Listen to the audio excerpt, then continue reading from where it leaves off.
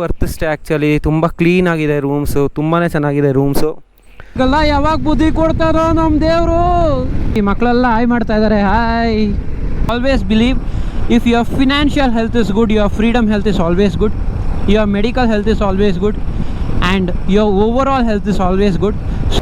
ಬನ್ನಿ ನೋಡ್ಕೊಬರೋಣ ಹೇಗಿದೆ ನ್ಯಾಮ್ಡ್ rolling Tibetan settlement ಅಂತ. ಗಾಡಿ ಮಾತ್ರ ಹೋದರೆ ಸಾಕ, ಬಾಡಿನೂ ಹೋಗ್ಬೇಕಲ್ಲ.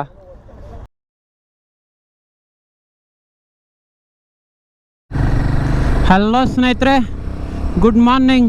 ಎಲ್ಲರೂ ಹೇಗಿದ್ದೀರಾ? ಎಲ್ಲ ಆರಾಮಾಗಿದ್ದೀರಾ ಅಂತ ಅಂದ್ಕೊಂಡಿದ್ದೀನಿ. ಸೊ ಇವತ್ತು ನಾವೆಲ್ಲ ಬಾಯ್ಸು ತುಂಬ ವರ್ಷದಿಂದ ಅಂದ್ಕೊಂಡು ಇವಾಗ ಕೊನೆಗೂ ನಮ್ಮ ಹಳೆ ಬಾಯ್ಸ್ನೆಲ್ಲ ಒಪ್ಪಿಸಿ ಒಂದು ರೈಡ್ ಹೋಗ್ತಾ ಇದ್ದೀನಿ. ಸೊ ಇವತ್ತಿನ ನಮ್ಮ ಪಯಣ ಮಡಿಕೇರಿ, ಕುಶಾಲನಗರ ಹಾಗೂ ವಿರಾಜಪೇಟೆ ಕಡೆಗೆ. ಈಗ ಜಸ್ಟು ಪಾರ್ಲೆ ಮೀಟಪ್ ಪಾಯಿಂಟಿಂದ ಹೊರಟು ಯಡಿಯೂರು ಕಡೆಗೆ ಹೋಗ್ತಾ ಇದ್ದೀವಿ. 7 ಜನ ರೈಡರ್ಸ್ ಎಲ್ಲಿದ್ದೀವಿ. ಒಬ್ಬರು ರೈಡರ್ ಜಾಯ್ನ್ ಆಗಬೇಕೀಗ, ಒಬ್ಬ ಯಡಿಯೂರಲ್ಲಿ ಜಾಯ್ನ್ ಆಗ್ತಾನೆ. ಎಲ್ಲ ನಮ್ಮ ಹಳೇ batch, P U boys, degree boys ಎಲ್ಲ ಸೇರ್ಕೊಂಡಿದ್ದೀವಿ ಇವತ್ತು. ಒಂದಷ್ಟು ಜನ ಪಿ ಯು ಫ್ರೆಂಡ್ಸು, ಒಂದಷ್ಟು ಜನ ಡಿಗ್ರಿ ಫ್ರೆಂಡ್ಸ್ ಎಲ್ಲ ಸೇರ್ಕೊಂಡಿದ್ದೀವಿ. ಒಳ್ಳೆ ಬ್ಯಾಚ್ ಮಾತ್ರ. ಅದರಲ್ಲೂ ನಮ್ಮ ಕ್ಯಾಪ್ಟನ್ ಅಚ್ಚು ಬಂದವನೇ, ಹೆಲ್ಮೆಟ್ ಸ್ಟಾರ್ ಅಂತಲೇ ಫೇಮಸ್ ಅವನು. ಸೊ ಬನ್ನಿ, ಅವನ ಬಗ್ಗೆ ಎಲ್ಲ ನಿಮಗೆ ನೆಕ್ಸ್ಟು ಹೋಗ್ತಾ ಹೋಗ್ತಾ ತಿಳಿಸ್ಕೊಡ್ತೀನಿ. ಸೊ ಈಗ ಸದ್ಯಕ್ಕೆ ನಮ್ಮ ಮುಂದಿನ ಪಿಟ್ ಸ್ಟಾಪ್ ಯಡಿಯೂರು ಕಡೆಗೆ ಹೊರಟಿದ್ದೀವಿ. ಆ ಯಡಿಯೂರಿಗೆ ಹೋಗೋ ಅಷ್ಟರಲ್ಲಿ ನಮ್ಮ major part of the vlog, every vlog ನಮ್ಮದು ಫಿನಾನ್ಷಿಯಲ್ ಕಂಟೆಂಟ್ ಇದ್ದೇ ಇರುತ್ತೆ. ಸೊ ಆ ಮೇಜರ್ ಪಾರ್ಟ್ನ ಕವರ್ ಮಾಡ್ಕೊಂಡು ಹೋಗೋಣ ಅಂತ. ಸೊ ಇವತ್ತಿನ ಮೇಜರ್ ಕಂಟೆಂಟ್ ಏನಪ್ಪ ಅಂದರೆ, ಫಿನಾನ್ಷಿಯಲ್ ಕಂಟೆಂಟ್ ಏನಪ್ಪ ಅಂದರೆ, ನೀವು ಎಷ್ಟು ಅಮೌಂಟ್ನ ಇ ಎಮ್ ಐ ಕಡೆಗೆ ಖರ್ಚು ಮಾಡ್ಬೋದು. ನೀವು ಒಂದು ತಿಂಗಳಲ್ಲಿ ಒಂದಷ್ಟು ಅಮೌಂಟ್ ದುಡಿತಾ ಇದ್ದೀರಾ ಅಂದರೆ ಅದರಲ್ಲಿ ಇ ಎಮ್ ಐಗೆ ಎಷ್ಟು ಖರ್ಚು ಮಾಡ್ಬೋದು ಅನ್ನೋದೇ ಇವತ್ತಿನ ಮೇಜರ್ ಟಾಪಿಕ್ ಆಫ್ ಡಿಸ್ಕಷನ್. ತುಂಬ ಜನ ನನಗೆ ಈ ಕ್ವೆಶನ್ ಕೇಳಿದ್ದಾರೆ. ಎಷ್ಟೊಂದು ಜನ ಬಂದು ಹತ್ರ ಹೇಳ್ಕೊಂಡಿದ್ದಾರೆ, ಮಚ್ಚ ಇ ಎಮ್ ಐಗಳು ಮುಗಿತಾನೇ ಇಲ್ಲ ಮಚ್ಚ, ಎಷ್ಟು ಕಟ್ಟಿದ್ರೂ ಮುಗಿಯೋದೇ ಇಲ್ಲ, ಲೂಪಲ್ಲಿ ಸಿಕ್ಕಾಕೊಂಡ್ಬಿಟ್ಟಿದ್ದೀನಿ ಮಚ್ಚ ಅಂತೆಲ್ಲ ಎಷ್ಟೊಂದು ಜನ ಬಂದು ನನ್ನ ಹತ್ರ ಹೇಳಿದ್ದಾರೆ. ಸೊ ಅವ್ರಿಗೆಲ್ಲರಿಗೂ ಒಂದು ರ್ಯಾಂಡಮ್ ಅಂತ ಹೇಳೋದಕ್ಕಿಂತ ಅವರೆಲ್ಲರಿಗೂ ಒಂದು ತಂಬ್ ಸಜೆಷನ್ ಅಂತ, ತಂಬ್ ರೂಲ್ ಸಜೆಷನ್ ಕೊಡೋಣ ಅಂತ ಹೊರಟಿದ್ದೀನಿ ಇವತ್ತು. ಸೊ ಎವ್ರಿ ಚಾರ್ಟೆಡ್ ಅಕೌಂಟೆಂಟ್ ಜನರಲಾಗಿ ಇದು ಗೊತ್ತಿರುತ್ತೆ ಅವ್ರಿಗೆಲ್ಲರಿಗೂ. There is a thumb rule with respect to your spendings of income. So ಅದೇನು ಹೇಳುತ್ತೆ ಅಂದರೆ, ನೀವು ಅಕಸ್ಮಾತ್, ವಿಲ್ ಟೇಕ್ ಎನ್ ಎಕ್ಸಾಂಪಲ್, ನೀವು 1 ಲಕ್ಷ ರೂಪಾಯಿ ದುಡಿತಾ ಇದ್ದೀರಾ ಅಂತ ಅಂದ್ಕೊಳ್ಳಿ. 1 ಲಕ್ಷ ರೂಪಾಯಿ ದುಡಿತಾ ಇದ್ದರೆ ಅದರಲ್ಲಿ ಎಷ್ಟನ್ನು ನಾವು ಯಾವುದಕ್ಕೆ ಖರ್ಚು ಮಾಡಬೇಕು ಅನ್ನೋದಕ್ಕೆ ಒಂದು ತಂಬ್ ರೂಲ್ ಇದೆ. Which says not more than 30% of your income should go towards your E M I payments. Not more than 40% of your income should go towards your general expenses. May be luxury ಆಗಿರ್ಬೋದು, necessity ಆಗಿರ್ಬೋದು, R what ever ಆಗಿರ್ಬೋದು ಅದು. And at least 30 to 40% of your income should mandatorily go towards your investment. ಇದೇ ನಮ್ಮ thumb rule ಹೇಳೋದು. So ಈ thumb ರೂಲ್ನ follow ಮಾಡಿದವ್ರಿಗೆ ಏನೇನು ಬೆನಿಫಿಟ್ ಸಿಗುತ್ತೆ ಅಂದರೆ, ಲಾಂಗ್ ಟರ್ಮಲ್ಲಿ ಅವ್ರಿಗೆ ರಿಟೈರ್ಮೆಂಟ್ ಬೆನಿಫಿಟ್ಸ್ ಸಿಗುತ್ತೆ, ಬಿಕಾಸ್ ಅವ್ರು ಇನ್ವೆಸ್ಟ್ ಮಾಡಿರ್ತಾರೆ.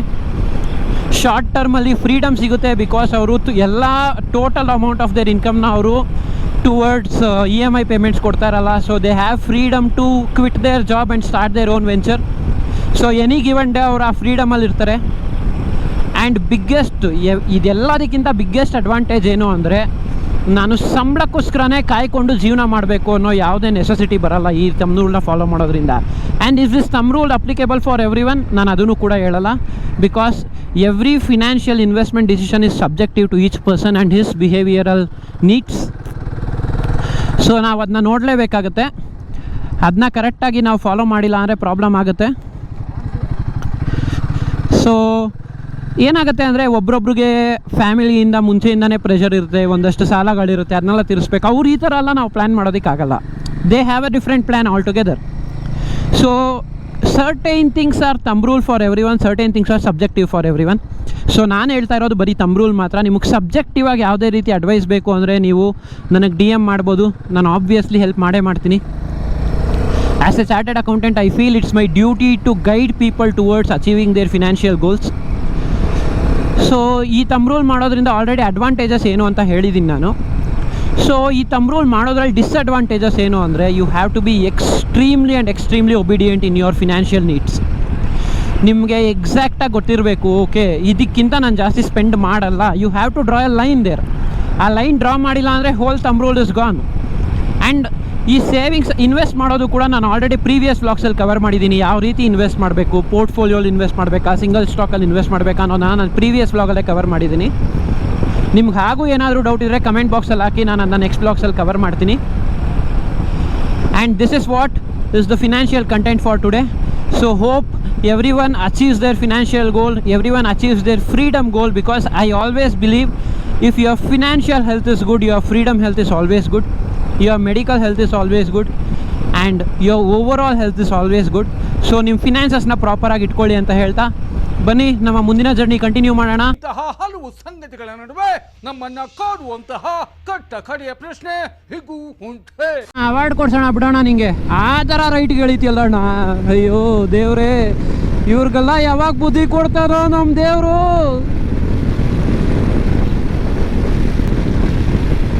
ದೇವ್ರೇ ನೀನೇ ಆದಷ್ಟು ಬೇಗ ಇಂಥ ನನ್ನ ಮಕ್ಳಿಗೆಲ್ಲ ಬುದ್ಧಿ ಕೊಡು. ಹೆಂಗಂದ್ರೆ ನಂಗೆ ರೈಟ್ಗೆ ಎಳಿತಾರೆ, ನಮ್ಮ ಜೀವ ತಿಂತಾರೆ. ಯಾಕೋ ಮಳೆ ಬೇರೆ ಹನಿ ಆಗ್ತಾ ಇದೆ. ಏನು ಹೇಳಿ, ಮೊನ್ನೆ ನೋಡಿದ್ರೆ ನಮ್ಮ ಕಾಲೇಜ್ಗೆ ಪ್ರೊಫೆಸರಾಗಿ ನಾನು ಹೋದರೆ ನಿನ್ನ ಸ್ಟೂಡೆಂಟು ID ಕಾರ್ಡ್ ಕೊಡು ಅಂತ ಕೇಳ್ಬಿಟ್ಟ. ಯಾಕೆ ದೇವ್ರೆ, ಯಾಕೆ ಹಿಂಗೆ ಮಾಡೋದು ನೀನು? ಟೆಲ್ಮಿಯಾ, ನಾನು ಇಷ್ಟು ಚೆನ್ನಾಗಿರೋ ನನ್ನ ಕಂದನ್ ಥರ ಇರೋ GPS ಮೌಂಟ್ ಹಾಕಿಸ್ಬಿಟ್ಟು ಆ GPS ಅಂತ ಇಟ್ಕೊಂಡಿರೋ ಮೊಬೈಲೇ ತಂದಿಲ್ಲ ಸ್ನೇಹಿತರೆ. ಏನು ಹೇಳಿ, ಅದನ್ನು ತಂದಿಲ್ಲ, ಅರ್ಜೆಂಟಲ್ಲಿ ಚಪ್ಪಲಿ ತಂದಿಲ್ಲ, ಬರೀ ರೈಡಿಂಗ್ ಬೂಟ್ಸ್ ಹಾಕ್ಕೊಂಡು ಎಲ್ಲೆಲ್ಲಿ ಅಂತ ಓಡಾಡಲಿ ನಾನು. ಈಗ ಅದಕ್ಕೆ ಬೇರೆ ಒಂದು 200 ರೂಪಾಯಿ ಕೊಟ್ಟು ಯಾವ್ದಾದ್ರು ಒಂದು ಚಪ್ಪಲಿ ಇಸ್ಕೋಬೇಕು. ಛೇ, ನೆನ್ನೆ ಪಟಾಕಿ ಹೊಡಿಯೋ ಬರ್ದಲ್ಲಿ ಎಲ್ಲ ಮರ್ತೋಗ್ಬಿಟ್ಟಿದ್ದೀನಿ.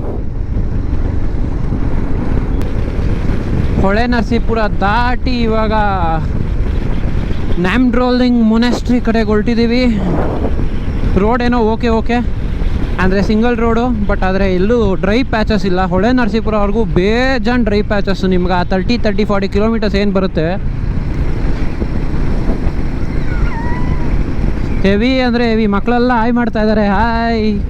ನನ್ನ ಮಕ್ಕಳಿಗೆ ತಿಂದ್ಬಿಟ್ಟು ಮನೇಲಿ ಬೇರೆ ಏನ್ ಕೆಲಸ ಇರಲ್ಲ, ಇಲ್ಲಿ ಬಂದು ನಿಂತ್ಕೊಂಡು ಹೋಗೋ ಬರೋರ್ನೆಲ್ಲ ತರಲೆ ಮಾಡ್ಕೊಂಡು ಪೋಸ್ ಕೊಡ್ತಿರ್ತಾರೆ ಬಡ್ಡಿ ಮಕ್ಕಳು.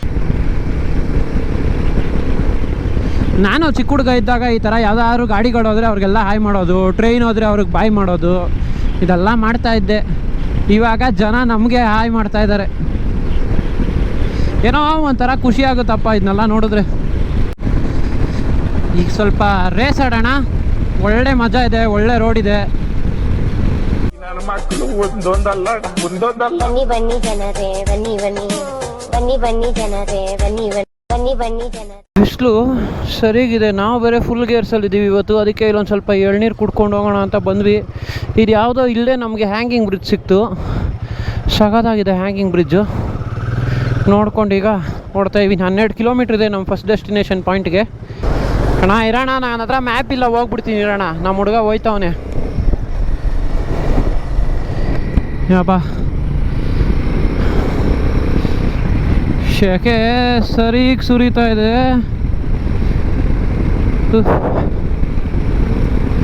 ನಾವು 9:15 10 ಗಂಟೆಗೆ ಬರೋಣ ಅಂತ ಅಂದ್ಕೊಂಡಿದ್ದು. ನೋಡಿದ್ರೆ 11:02 ಟೈಮ್. ಈಗ ಇನ್ನೂ 10 ಕಿಲೋಮೀಟ್ರ್ ಬಾಕಿ ಇದೆ. ಈ ಹುಡುಗರು ನಿಲ್ಲಿಸಿ ನಿಲ್ಲಿಸಿ ನಿಲ್ಲಿಸಿ ನಿಲ್ಲಿಸಿ ನಿಲ್ಲಿಸಿ ಓಡಿಸ್ತಾರಪ್ಪ. Oh Buddhist monk, hello. Hi ಹೇಳಲ್ವಾ? ನೀವಾದರೂ ಹಾಯ್ ಹೇಳು ಗುರು. ಹಲೋ.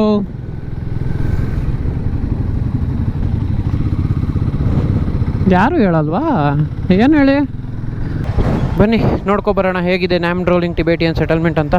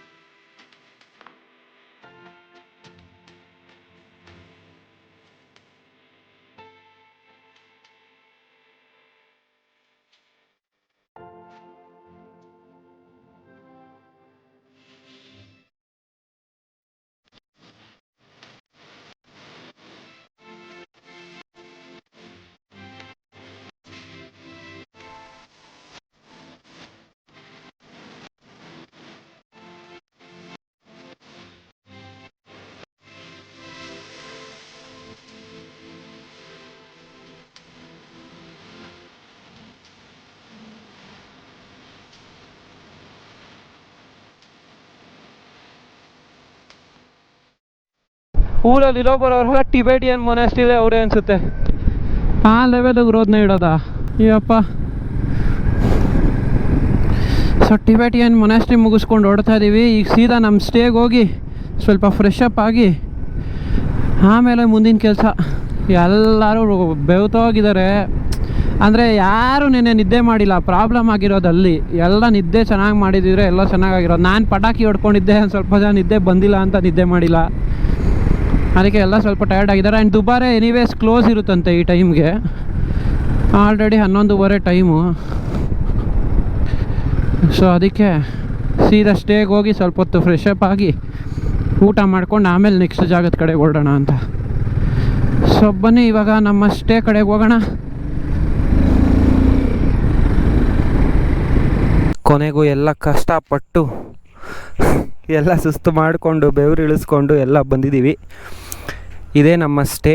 ಆ್ಯಕ್ಚುಲಿ ಇದು ತುಂಬಾ ವರ್ತ್ ಸ್ಟೇ. ಆ್ಯಕ್ಚುಲಿ ತುಂಬ ಕ್ಲೀನಾಗಿದೆ ರೂಮ್ಸು, ತುಂಬಾ ಚೆನ್ನಾಗಿದೆ ರೂಮ್ಸು. ಇದು ಆ್ಯಕ್ಚುಲಿ ಚೆನ್ನಾಗಿದೆ. ಸೊ ನಮಗಂತೂ ತುಂಬ ಇಷ್ಟ ಆಯಿತು. ತುಂಬಾ ಎಕನಾಮಿಕಲ್ ಪ್ರೈಸಿಗೆ ಸಿಕ್ತು ನಮಗೆ ಇದು. ಅದು ಅಲ್ಲದೆ ತುಂಬ ಎಕನಾಮಿಕಲ್ ಪ್ರೈಸಿಗೆ ಸಿಕ್ತು. ಆ್ಯಕ್ಚುಲಿ ಮೇಯ್ನ್ ರೋಡಿಂದ ಡೈರೆಕ್ಟ್ ವ್ಯೂಗೆ ಸಿಗುತ್ತೆ ನಿಮಗೆ. ನೋಡ್ಕೋಬೋದು ಎಷ್ಟು ಚೆನ್ನಾಗಿದೆ ಹೋಮ್ ಸ್ಟೇ ಅಂತ. ಸೊ ನಿಮಗೂ ಈ ಹೋಮ್ ಸ್ಟೇಯಲ್ಲಿ ಏನಾದ್ರು ಸ್ಟೇ ಮಾಡಬೇಕು ಅಂತ ಆಸೆ ಇದ್ದರೆ ನಾನು ಇದ್ರ ಲಿಂಕ್ನ ಕೆಳಗಡೆ ಡಿಸ್ಕ್ರಿಪ್ಷನಲ್ಲಿ ಹಾಕಿರ್ತೀನಿ. ನೀವು ಚೆಕ್ಔಟ್ ಮಾಡ್ಬೋದು. ತುಂಬ ಎಕನಾಮಿಕಲ್ ಪ್ರೈಸ್ಗೆ ಬೆಸ್ಟ್ ರೇಟ್ಗೆ ಮಡಿಕೇರಿಲಿ ನೀವು ಏನಾದ್ರು ಸ್ಟೇ ಹುಡುಕ್ತಾ ಇದ್ದರೆ ಈ ಸ್ಟೇನ ನೋಡ್ಬೋದು. ನನ್ನ ಮೇಲೆ ನಿನ್ಗೆ ಯಾಕೆ ಇಷ್ಟು ದ್ವೇಷ? ನಾನು ಏನು ತಪ್ಪು ಮಾಡಿದ್ದೀನಿ?